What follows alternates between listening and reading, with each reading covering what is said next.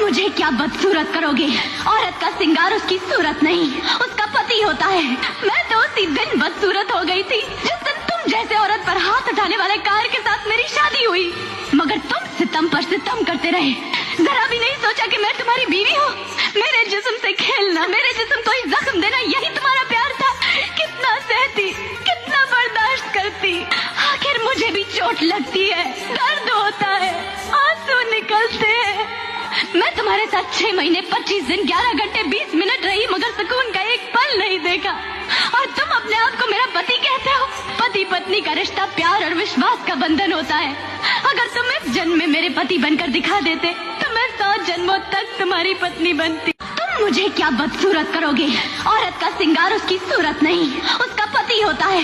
मैं तो उसी दिन बदसूरत हो गई थी जिस दिन तुम जैसे औरत पर हाथ उठाने वाले कार के साथ मेरी शादी हुई। मगर तुम